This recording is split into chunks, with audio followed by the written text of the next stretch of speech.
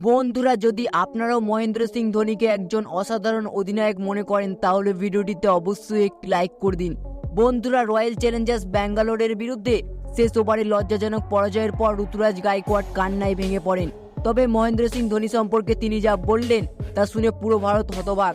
বন্ধুরা, ঋতুরাজ গায়কোয়াড় ধোনির ব্যাপারে হারের পর যা বলেছেন তা না শুনে কোথাও যাবেন না। কিন্তু তবে তার আগে বলুন, ঋতুরাজ এবং ধোনির মধ্যে কে সবচেয়ে ভালো অধিনায়ক কমেন্ট করে জানান। তাহলে চলুন আর বেশি সময় নষ্ট না করে ভিডিওটি শুরু করা যাক। বন্ধুরা, IPL 2025-এর অষ্টম ম্যাচটি এম এ চিদম্বরম স্টেডিয়ামে অনুষ্ঠিত হয়েছিল।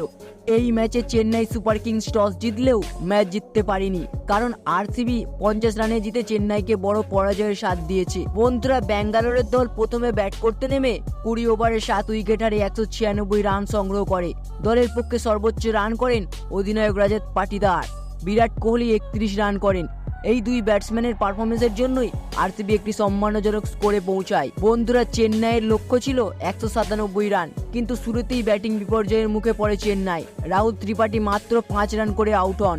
ঋতুরাজ গায়কোয়াড় কোনো রান করতে পারেননি। দীপক হুডা মাত্র 4 রান করেন। মাত্র 26 রানের মধ্যেই 3টি গুরুত্বপূর্ণ উইকেট হারায় চেন্নাই। তবে রাচিন রবীন্দ্র 41 রান করেন এবং শেষ দিকে মহেন্দ্র সিং ধোনি 16 বলে 30 রান করেন। তবুও চেন্নাই ম্যাচ জিততে পারেনি। বন্ধুরা, এই লজ্জাজনক পরাজয়ের পর ঋতুরাজ বলেন, RCB এই ম্যাচে খুবই ভালো খেলেছে। আমরা তাদের ব্যাটিংয়ে ও বোলিংয়ে 10-এর মধ্যে 10 নম্বর দেব, কারণ তারা প্রতিটি ক্ষেত্রে আমাদের চেয়ে ভালো ছিল। আমাদের ফিল্ডিংয়ে অনেক ভুল করেছি। রজত পাটিদারের উইকেট 11 রানে ফসকে না গেলে কিংবা কোহলির ক্যাচ ধরতে পারলে এতদূর ম্যাচ গড়াতো না। আমাদের এই ভুলগুলির কারণেই RCB 40 থেকে 50 রান বেশি করেছে, যা এই পিচের জন্য যথেষ্ট ছিল। আমাদের ব্যাটসম্যানরা সমস্যায় পড়েছিল, তাই জেতার আশা আমরা করতে পারিনি। আমরা আবার আগামী ম্যাচে শক্তভাবে ফিরতে চাই। ঋতুরাজ আরও বলেন, আমি জানি আমার অধিনায়কত্বে কিছু ভুল রয়েছে। আমি ধোনির সঙ্গে কথা বলে সেগুলি ঠিক করব, কারণ আমাদের প্লে অফে যেতেই হবে।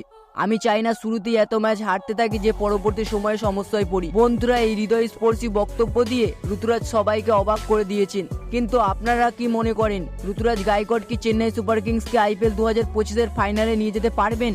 কমেন্ট করে জানান। তো বন্ধুরা, ভিডিওটি দেখে একটু ভালো লেগে থাকলে অবশ্যই একটি লাইক করে দেবেন এবং চ্যানেলটিতে নতুন হলে অবশ্যই চ্যানেলটি সাবস্ক্রাইব করে দেবেন। ধন্যবাদ।